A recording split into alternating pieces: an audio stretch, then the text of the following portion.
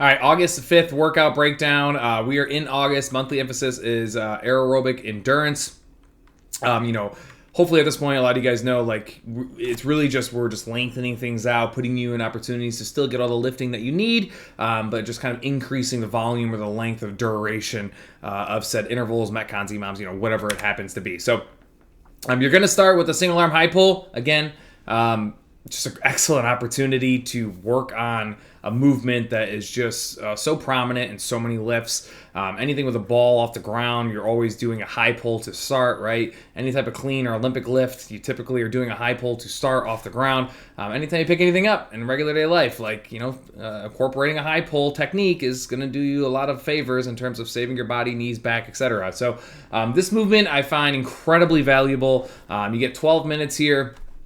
Again, the X sets ramping with X time recovery means really just full autonomy and how you want to approach this. Like, I have to write it this way if it's going to work. Like, I could just give you like a certain amount of sets and time recovery, but that limits you and puts a ceiling on a lot of people. Like, if I were to walk in there, like, I don't want to be doing the same thing that somebody next to me is doing. Like, I'm in a different path and I want to do different. Maybe I'm going to ramp more aggressively. Maybe I need more time recovery. Maybe my goal is to max.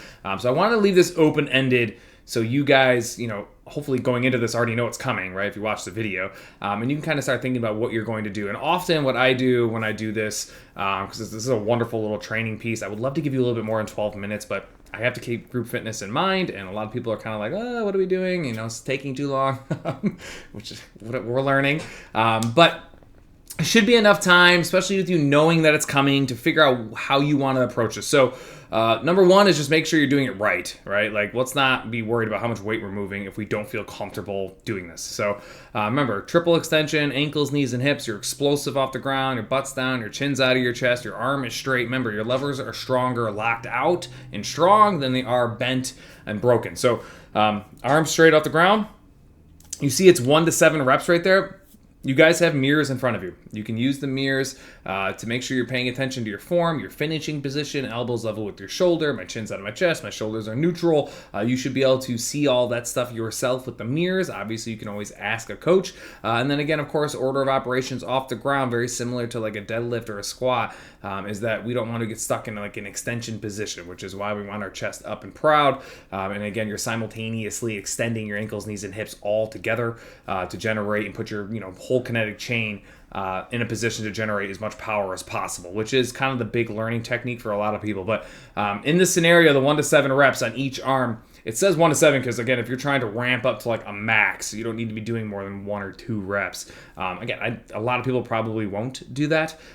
If you're really comfortable with this movement and you want to move at it low, like, this exercise is a fantastic way to overload and go over expected and kind of open your eyes and enlighten you to what your body's capable of when the whole kinetic chain is working the way in which it's supposed to. Which, again, it takes time and repetition. Not everybody knows how to operate the kinetic chain with their body fluently. So, the best athletes in the world, that's what they're great at. Like, they know how to generate as much force and power, using their entire body all at once, right? That's what Olympic lifts are, which is why they're so awesome. So, anyways, think about it before you come in. Figure out how you want to approach this. You want to go for a max. Maybe you just want to work your way to like a 3 rep count max. Like, it doesn't have to be that 1 rep count max where you're moving, the heaviest dumbbell in the world and you have to worry about like your form slipping up. You can do a 3 or 4 rep count max, and just kind of track that and make mental notes of it. Because again, if female, you're coming in here and you're moving a 55, 60, 65 pound dumbbell on a high pull, which a lot of you are going to do, all of a sudden we go to a ball ground to shoulder and you all grab 40 pounds. Like, it doesn't make sense. It doesn't correlate. If you're single arm high pulling 50 plus pounds, and then all of a sudden we go to 2 hands with a ball and like everybody grabs 30 and 40. It's like, so this is where I want you guys to start making that correlation, which is why I think this 12 minutes is so important. And then this Metcon right here, 20 minutes. I really wanted to make this little transition, so I give you a stationary seated shoulder press, 5 or 6 reps. Probably, Corey, why is it 5 or 6 reps? It makes a difference, I assure you. 60+%, but it opens the door to you going above 60%. And I like these kind of high-low type of setups. We don't get to do them often, where you get to, again, lower rep count, move as much load as you think you can handle for the rep count here. and then transition right into like a higher type of situation with the volumes a little bit up. You're going to use your lower body to generate some power. Your weight's going to come down a tad, and you're ultimately going to kind of like superset this to a degree, where you're going to do 13 or 14 reps in that kind of like quasi set. It's not technically a superset. It just looks like one and kind of acts like one. It really comes down to how quickly you transition between those two. And again, another opportunity, again, to do something unbroken here. Make sure you pay attention to fine print. And again, if you want to load, you can load as much as you think you can handle here. Now, there is a 90-second time recovery written in here. So you do know you get to lean on that 90 seconds, meaning you can kind of approach that row as aggressively as you like. If you'd like to put more energy into the lifts and you want to go over expected and you want to really try for weight classes both for the shoulder press and the push press above what you're typically used to doing, then this is a situation where maybe you aren't doing a long row or you're not doing an aggressive, over expected type of output on the row, and you're really leaning on that 90 seconds to fully recover so you can make sure you can sustain the weights you chose for the seated press and the push press. And again, those are the types of little micro decisions you guys need to make, and I hope these videos give you enough kind of foreshadowing and you can be proactive enough to make those decisions before you actually get into class. And this last block, super excited about it. 10 minutes. I love this kind of stuff. The opposite, super bursty, super aggressive. You've only got 10 minutes to try to get through as much of this as possible. Now, 21:15.96 is kind of like the baseline.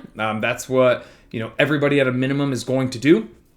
In this particular scenario, I put 24 and 27 in blue. Again, if you don't know what that means, in blue means like it's not like I don't expect you to do that.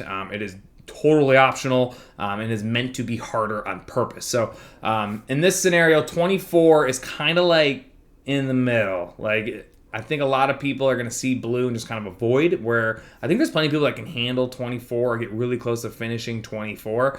But it is, again, it's a pretty big jump up from 21. But I don't want to scare too many people away from trying 24, which is why I'm saying what I'm saying. 27 is just like, you better be flying. Like, you better be able to do this stuff unbroken and at a very high level to have any chance of finishing 27 and all the way down in 10 minutes. So again, the beauty of these workouts is we can keep them open-ended, we can keep them unrestricted, and we can give people the opportunity to try things that they're not sure they can finish, which is the whole point of fitness, is testing thresholds and seeing where you stand capability-wise. So again, any questions, feel free to reach out. Otherwise, enjoy this day.